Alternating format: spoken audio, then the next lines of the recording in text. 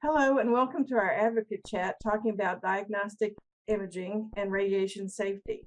I'm Jeri Francoeur and I chair the Society of Nuclear Medicine and Molecular Imaging Committee on the Patient Advocacy Advisory Board and have served with our guest, Dr. David Mankoff, for several years. I also serve on the Alamo Breast Cancer Foundation Committee for the Advocacy Program during the San Antonio Breast Cancer Symposium. Dr. Mankoff, our guest, is a professor of radiology, vice chair for research in radiology, director of the PET Center at the Perelman School of Medicine at the University of Pennsylvania. He also serves as the associate director for education and training for Penn's Abramson Cancer Center. Dr. Mankoff is a board certified in nuclear medicine, holds a PhD in bioengineering focusing on PET instrumentation. He also is a past member and president of the American Board of Nuclear Medicine, is on the editorial boards of Nuclear Medicine and Biology, Breast Cancer Research, the Journal of Nuclear Medicine, the Breast Journal, and Clinical Cancer Research, and serves as an associate editor for the Journal of Nuclear Medicine and Breast Cancer Research. So let's get started. This is one of my favorite topics as it brings me back to my roots. I started my career in 1973 as an X-ray tech or radiologic technologist, where we actually did everything from radiation therapy, nuclear medicine, as well as general radiography. And I also live in Florida where I'm in the sunshine all the time. So I get asked questions about my exposure to radiation. And I basically tell them I am in radiation constantly from when I worked as my career and in the sun, and that I would be glowing by now if there were any major issues. So Dr. Mankoff, let's get started and go to the questions. That sounds great. And I just want to say I'm delighted to be participating in this, Jeri. I'm a huge fan of Komen, of San Antonio Breast Cancer, a meeting which I've been actively involved in, the Alamo Foundation, and all of their outreach and advocacy efforts. So thank you for including me. Fire away. Go ahead and irradiate me. We're going. Will you please speak about the different types of radiation, from general X-rays to radiation therapy and nuclear medicine? Radioisotopes, are they safe? And can you give us some analogies? Yeah, that's a good broad question. And if you've got a couple of hours and maybe a time for a PhD, we'll go through all of that. In general, when we think about radiation, we think about, we talk about it in this context, we talk about higher energy, sort of more potent forms of the same type of radiation that we get when we have light. So for example, visible light is radiation. It just happens not to be at high enough energy, potent enough to actually cause ionization. When we talk about radiation in the context of diagnostic imaging, radiation therapy, and certain other processes and treatments, we're talking about that same form of energy, but where the individual particles are potent enough that they can actually cause some ionization or changes to the chemicals that they interact with. When that ionization happens with the body, there can be potential consequences from it, especially if it's at high enough intensity and dose to have issues. I want to clarify that when we're talking about diagnostic radiation, either with an X-ray or a CT scan or mammography or radioisotopes in the case of nuclear medicine and PET, we're really talking about very low amounts of radiation that we don't expect to have any physical effects, but may contribute to a long-time risk of secondary processes such as the generation of a cancer. At the far end of that, when we use radiation to treat cancer, we actually count on that radiation having an effect to kill the cancer. And there we're worried a little bit more about making sure that the normal tissues don't have the same side effect. But if we combine this discussion of diagnostic radiation, we're at the level of radiation where there'll be no side effects. And we're really managing, as you did in your introduction, risk versus benefit. That's a great explanation. What is nuclear medicine? So nuclear medicine, number one, those to people like you and I that haven't been in the business, those are two words that sound like they shouldn't go together. Together. So nuclear medicine started and still is fundamentally the application of radioisotopes that are generally don't occur in nature very much, that we produce from a reactor or a cyclotron, that are used primarily for diagnosis at relatively low radiation doses, but more recently can also be used for therapy in the form of theranostics, where they provide very, very localized radiation therapy delivered by a radioisotope. We started out as the Society of Nuclear Medicine. We're now the Society of Nuclear Medicine and Molecular Imaging. And part of that is that it's a field that has revolutionized imaging in certain ways, because the use of radioisotopes allows you to image at chemical concentrations of contrast agents that the body simply doesn't know about. And we can image these very, very sensitive procedures that no other modality can image at this point because of that. And I'll go in through some examples as we go through, but nuclear medicine is a very specialized part of this process, where we do something that sounds very creepy, like injecting isotopes into people, but in fact, it's a very powerful and relatively low dose diagnostic technique. And when we turn it towards the therapy end, it can actually be a very, very potent and actually relatively few side effect containing treatment for cancer. What are the advantages of nuclear medicine and molecular imaging, and how is it used in screening, diagnostics, treatment monitoring, response to therapy, and what all can we learn from it? Yeah, so the advantages of radioisotope imaging in nuclear medicine, which includes positron emission tomography or PET, is main advantage is the ability to be able to image fundamental molecular biologic processes without perturbing them. Your body's not radioactive, right? So every molecule of radioactivity that we put in your body is contrast. It's something that's not part of your body. So we can use very, very sensitive instrumentation that comes from nuclear physics principles that allows us to detect these very, very small quantities of material and get information on the molecular composition and the behavior of the body and the cancers and other diseases in ways that we couldn't otherwise. It allows us to do that in the whole body at once. So we can look at the full body burden of disease. It allows us to do that over time. And do repeat studies to look for responsive therapy. And it allows us to do that at a relatively low dose. The nuclear medicine itself, under modern conditions that are getting better all the time, actually provides less radiation dose than a fully diagnostic CT does, for example. So it is this very interesting technique that gives you a lot of features that are unique to the use of radio isotopes. I'll come back in a second and talk about some of the limitations. But one of the limitations is that for a variety of reasons, especially in breast cancer, this is not something that has yet been applied to routine screening the way mammography would. And we can talk about that a little bit more, but it has tended to be more in the realm of diagnosis of people with highly suspected or known cancers, and is especially potent in breast cancer for looking at the spread of cancer and looking at how cancers respond to treatment. Is it used more for those that are in advanced stages or earlier? I would say that right now, the majority of nuclear medicine studies applied to breast cancer, which include things like bone scans, PET scans, probably the two most common, are used in patients with a little bit more advanced disease because the PET scanner is very good at identifying the pattern of spread in more advanced diseases. It is a very, very efficient way of PET, and to a lesser extent bone, following response to treatment. You know a patient has a number of sites of disease related to the spread of breast cancer through metastases.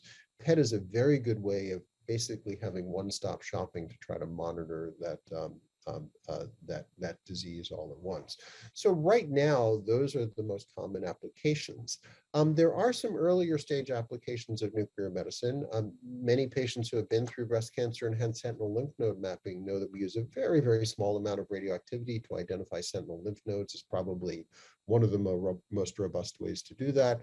There are also some techniques that are beginning to look at the breast in specific to help with diagnosis at an early stage, but those are a little less commonly used than some of the applications for more advanced diseases. Can you discuss how molecular imaging biomarkers are used to personalize treatment now?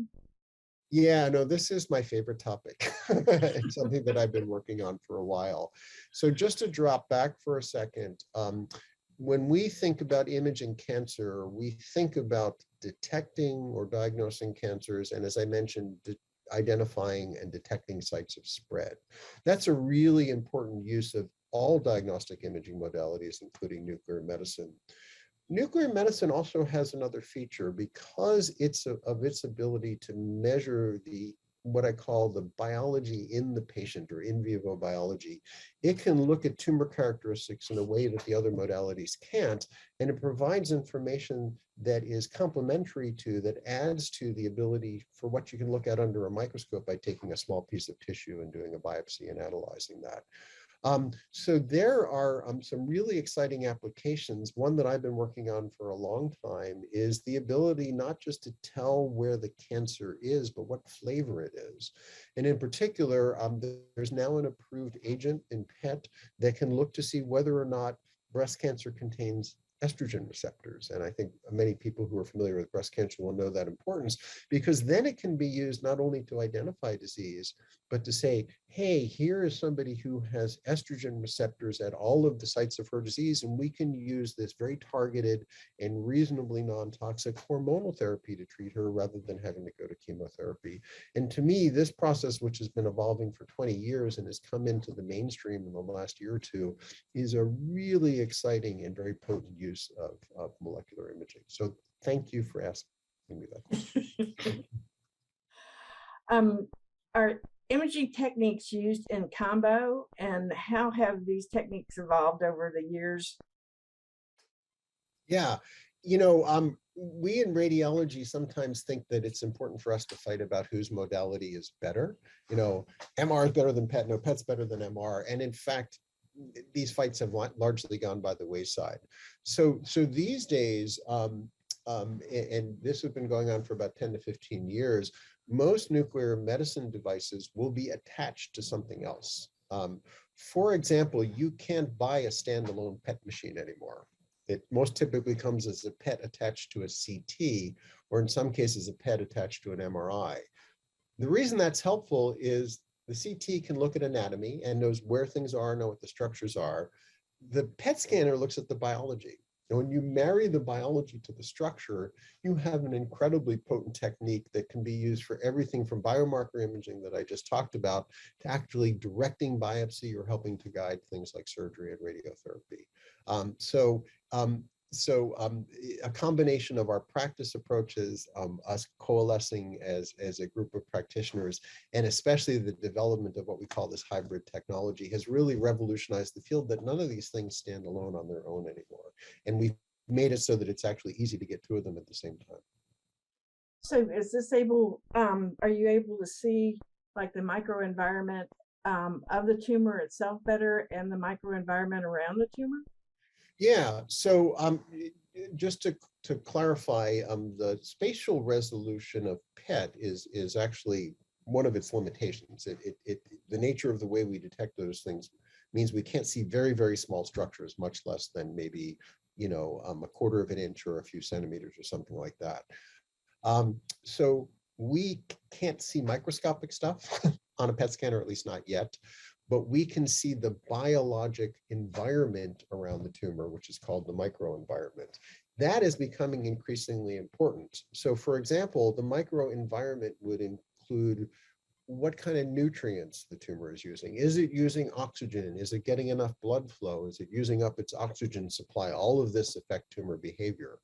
And then more recently, that microenvironment has been taken to be the body's innate immunity microenvironment, the ability of the body to fight off things that are not supposed to be there, like bacteria and viruses, and most recently to leverage that immunity and that microenvironment to treat cancers. And as many folks will know, this has revolutionized the care of, for example, triple negative breast cancers and many other diseases. And PET is very well suited to be able to look at those microenvironments with new and exciting things happening all the time in that field. What are some of the new emerging technologies and research that are being done, and how do you think it'll benefit patients in the future? Yeah, I think there are three areas there. One is I started life as an instrumentation physicist. I was actually a director of engineering for a company for a short period of time before I went back to my residency. I was a very scary intern because I hadn't done medicine for a couple of years while I was doing that work, but I beefed up. And there's been a lot of advances, some of them a little bit quiet in the development of nuclear medicine and in particular PET scanners. PET scanners have gotten better and better and better and can give us better images at much lower levels and doses of radioactivity. And we're now able to image things that I think wouldn't have been possible 10 years ago. A very exciting application that we're involved in at Penn in collaboration with UC Davis and a couple of other centers around the world is the ability to image the whole body at once. So we can do body imaging with very low dose very quickly, or we can use that to measure dynamic processes over the whole body at the same time to understand how the tumor interacts with the host in ways that we've never been able to see before. So instrumentation is one of the ways that has moved forward. Secondly, in the process of better living through chemistry, we've developed radiopharmaceuticals that can now image many, many facets of the tumor. Only a few of these have been approved so far, but there's more coming all the time. I mentioned the estrogen receptor for breast cancer. There are other related receptors like progesterone receptor with some really exciting work going on at Washington University, University of Wisconsin, and other places. We now have abilities to look at the microenvironment and the ability of the immune system to react to the tumor in new probes that are coming out. We can look at things like DNA damage, in particular targeted agents. We can use agents that are particularly tuned to cell growth or cell death to be able to look at how effective our treatments have been, not months down the line, but within a day or two in some cases. So that probe is going to drive a lot of what we can do diagnostically. The last area, which has been applied a little bit more to other cancers than breast cancer so far, is what's called theranostics. That's a therapeutic and a diagnostic. And what we can do is when we do a PET scan, we put in an isotope that generates what I like to think of as light, that we can actually image it and find where something is. But we can swap out that isotope to almost an identical chemical and deliver very potent, very localized, and very effective radiotherapy. We're starting to see this have a huge impact on a number of other diseases, such as neuroendocrine tumors, most recently prostate cancer. But I think there's reason to believe that this will be yet another treatment that may be possible and helpful for breast cancer patients in the future. Some of it is done right now for bone metastases, but in the future, I expect this will also be a contributor to the treatment of probably more advanced breast cancer, but could be very potent. That was sort of my next question. What are some of the new isotopes coming out? And more importantly, with these new isotopes coming out, we're looking for reimbursement. So any ideas or help where we can, with legislation on getting these things passed for to be used? Yeah, and just for the terminology, there's the radioisotopes, and we are using a number of different isotopes, actually. We used to use only fluorine-18, which is a positron emitter, but we now have a number of other isotopes. We also have, just to be a little bit of a grammarian, radiopharmaceuticals, which is what you do with those isotopes. So everything that I just mentioned are things that are in research. There are some approved agents, as I mentioned, the estrogen receptor approved agent. We've been using glucose metabolism imaging for a while. There's some other isotopes that look at other receptors that are less commonly used in breast cancer, such as PSMA and the somatostatin receptor, but may have some application in breast cancer. But there's probably a half a dozen different applications that are targeted to therapy that has been important in breast cancer: progesterone receptor, HER2, immunotherapy, blood flow targets, PARP inhibitors. These are all things that are making their way through investigations. So what can we do to help them out? Number one is a lot of these things are still at the investigational stage and are funded by research from NCI and some of the private foundations, including places like Komen and some of the other organizations. So continue to encourage your Congress people to support this type of research, as it's really having an impact. Once it moves into late phase clinical trials and into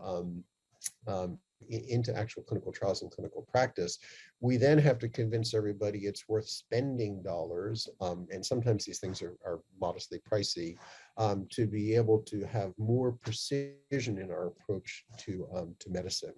I think it's going to be an easy sell. You know, some of these drugs that we now use that are these very highly targeted drugs, very potent drugs, but they don't work in every patient. You really need to know that the patient and her tumor is going to have this be available. These drugs are really expensive. And so if we can use these drugs in the patients most likely to benefit, and use PET scans also to help us direct patients away from drugs that they're not going to get any benefit at a very early stage, I think they're going to prove their cost effectiveness very, very quickly. Because it used to be somebody said, hey, I'm going to do a couple $1,000s for a PET scan. That seems like a lot of money. Well, you get a week's worth of drugs and it's way more money than that with many of these agents. And so I think we're in the era where this can actually be not only a very powerful technique, but actually a very cost-effective technique. A little bit about you now, because I have enjoyed working with you and serving on committees with you. Now you're one of my favorite. And vice versa. What led you to become a researcher in breast cancer, and how did you get in the field of nuclear medicine and molecular imaging? Yeah, let me start with the first one, and then I'll talk about the second one in a second. I was an undergraduate physics major. I did applied nuclear research as an undergraduate, and I worked on an accelerator at Yale, where I did my undergraduate degree. And at the same time, I always had an interest in medicine, had a lot of family encouragement to be a doctor. And so I had a dilemma when I was applying. I didn't know whether to apply for a physics or an applied physics graduate degree or medicine. And when I went on my medical school interviews and they said, why do you want to be a doctor? I was tempted to say, because your applications were due earlier than the applied physics. Fortunately, at a number of medical schools, including Penn, I was able to do both and do it through an MD PhD program where I did my medical training, but also did a PhD in bioengineering and medical physics at that time. So that's how I got to nuclear medicine, was really by having exposure to it as an undergraduate. In my training, and a lot of this happened while I was at the University of Washington doing my nuclear medicine training, and where I was a faculty member for a while in Seattle. A lot of this choice to go into breast cancer happened at that point. I had an interest in cancer, but hadn't really decided what I wanted to do. And a few things happened. One is there was a local environment at that institution that was so collaborative and supportive, including many patients who were willing to take on this experimental imaging that is now standard of care like PET, but wasn't at that point, that it was just a natural draw. The other thing that happened, and where advocacy is very important, is this was the point at where breast cancer was one of the first areas where advocates had such an impact upon funding, noting that many women's cancers were underfunded. And so for somebody starting out like me, who was facing the daunting approach to pulling in grants and getting started, the fact that this was an area of emphasis and the advocates had a lot to do with this made it a very attractive field to go into. So it was a draw into the disease, into the patient population, who I can't tell you how much I've enjoyed working with. And in all honesty, the ability of funding priorities to grease those wheels. So the advocates had a huge role in bringing a cadre of folks of my generation and beyond into that process. And other organizations, including Komen, have continued to recognize that supporting scientists, especially at the boundaries between specialties and in translation, has a huge impact on growing the next generation of researchers. There's a period of time when I was a Komen scholar where I was grateful to Komen for supporting those early investigators at a time when NCI funding was really hard to come by for new investigators. And I sometimes say that Komen and other organizations that supported that probably saved a generation of breast cancer researchers that we would have lost. So it's a probably much longer answer than you had. You'll know better than to ask me that question next time, but I'm really very passionate about having chosen this pathway and the help to which the community has provided for researchers like me, and I only hope that I've been able to give back. It's really weird because it's like you're reading my mind. It's our mind meld, you know. I know. It's because the next question is about advocates. What value do you get from working with advocates, and what advice would you give to an advocate who wants to get involved in the research part of it? Yeah, and let me give you, again, a really long-winded and complicated question. Number one is, I think advocates, especially the patient advocates that have had a connection to the cancer either personally or through their family, are a really important part of the process to give perspective. And let me give a couple of examples of that. One is the perspective that advocates had in the early institution of dedicated breast cancer funding, that here was a disease that was fixable, but it wasn't getting enough priority. And so I think that's a very important, powerful voice that has caught on with a number of other diseases, and I think has really helped the community and the federal government and other organizations identify that. Another interesting thing, and I'll tell you a story about this, is advocates have now become part of scientific grant review, the NIH is coming around to that, but the Department of Defense and Komen and other organizations were important to that. And I had some early experiences as a physicist and how important that was. So early on, one of the priorities of some of these organizations was to develop new devices for detecting breast cancer better. And you got a group of physicists together and engineers, and a lot of these guys were guys, not gals, but that's getting a little bit better now. And they designed a device, and they'd sit around the table and go, oh my God, this is so cool. This is going to change breast cancer. And the poor advocate, who was usually a woman, would speak up and say, you know, guys, women are not built like that. They're not going to fit into your scanner. And the guys would go, oh yeah, we better go back and change this design. So there have been so many positive impacts on research and its outcome from advocating towards what's important to helping at least formerly overly male crowd figure out how to serve this population. It's really been a very powerful force, and I've really enjoyed getting to know you and many other advocates who have really helped shape the field. I remember one time on one of the DoD reviews I was doing, something similar happened, and they were talking about, I think it was a coil or something, and I'm sitting there and I'm going, you know, women come in all sizes and all breast sizes, and what you're looking at, if she's an F or a G size, she ain't gonna make it there. Yeah. You may have been that person that I'm telling this about. We finally connected it. No, I just think that there was this rarefied idea that people were academics and in this privileged point to be able to evaluate it. And as you know from being an advocate, there's a lot of biology and technology in there that you're probably not trained in if you haven't been through ages and ages of school. On the other hand, a fresh perspective coming from somebody who's been through the process and understands it from a different angle it is always useful information. Is there anything else you would like to address or comment on? No, the one thing I would like to say is, knowing that a lot of the community that may visualize this video are survivors or people who've been through breast cancer, people who've been touched by it. I just want to say my thanks to the community, because as you can tell, I'm not a spring chicken anymore. And I've really been able to have a very successful career, and I'm really grateful to the many patients and their families that help support the ability and the volunteerism for women to come get these experimental imaging studies, many of which have actually paid off now, but there was no way of knowing that at the time, where they weren't necessarily getting any direct benefit, but they knew this might benefit somebody in the future and might enlighten science a little bit. And I just want to say how grateful I am to the community for allowing me to be part of that and to contributing to what has been, and hopefully will continue to be a very rewarding career in research in breast cancer. So.